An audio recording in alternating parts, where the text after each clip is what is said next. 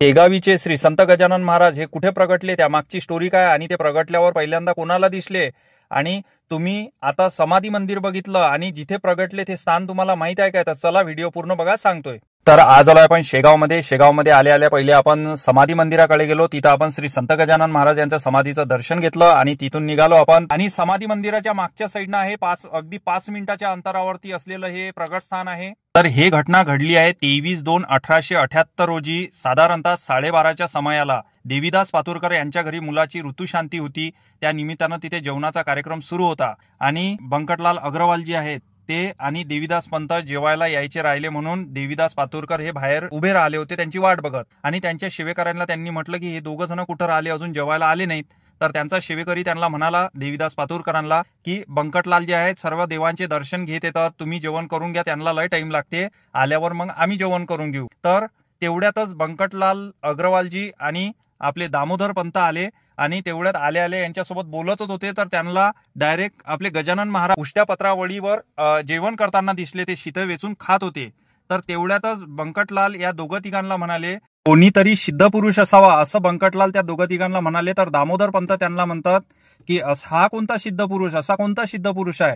तर तेवढ्यातच बंकटलाल यांनी त्यांच्या जवळ गेले आणि त्यांना म्हटलं की तुम्ही हे असं कशाला शीत वेचून खाता, मी तुम्हाला चांगली पत्रवाळी आणून द्यायला लावतो आणि त्याच्यावर जेवण करा. तर गजानन महाराज बंकटलाल यांना म्हणाले की अन्न हे पूर्ण ब्रह्म आहे, हे उष्ट होत नाही, हे खराब होत नाही, हे परब्रह्म आहे अन्न हे.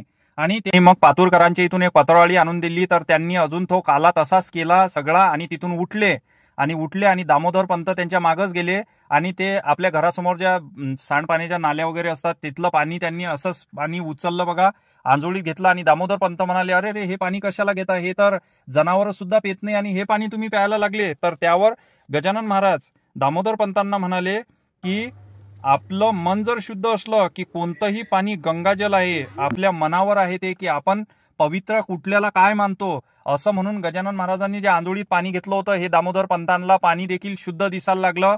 तिथून आपली श्री गजानन माऊली निघून गेली आणि 2-3 दिवस परत बंकटलाल यांना दिसलीच नाही. आणि 2-3 दिवस बंकटलाल यांची अवस्था अशी झाली, ते तर जेवायला गेले तिथून बाकीचे, पण बंकटलाल न जेवता तिथून शोध घ्यायला लागले. आणि भक्त बंकटलाल यांची अशी अवस्था झाली की गजानन महाराजांना कुठं पाहून कुठं नाही, त्यांच्या एवढी जीवाची घालमेल झाली, त्यांना एवढी तळमळ की आपण कधी त्या सिद्ध पुरुषांना भेटतो कधी नाही, असं त्या बंकटलाल यांना झालं. आणि भक्त बंकटलाल पोहोचले, मग आले पितांबराजवळ आणि त्यांना सांगितलं सर्व घडलेली हकीकत आणि शोध कोणाचा घेताय हेही त्यांना सांगितलं. आणि त्यांना हे पण सांगितलं की भिकारी म्हणावं तर तेज राजा महाराजांचं, आणि राजा महाराज म्हणावं तर उष्ट्या पत्रावळीवर समजा ते खात होते, असं काय समजावं, असं त्यांनी तिथे म्हटलं. आणि असेच नवनवीन आपले व्हिडिओ पाहण्यासाठी लाईक करा, शेअर करा. आणि हा व्हिडिओ आपण पहिल्या अध्यायातला केला आणि असेच 2-3 अध्यायातले आपण व्हिडिओ करणार आहे, त्यासाठी पेजला फॉलो करून ठेवा. चला भेटू पुढच्या व्हिडिओमध्ये. नमस्कार.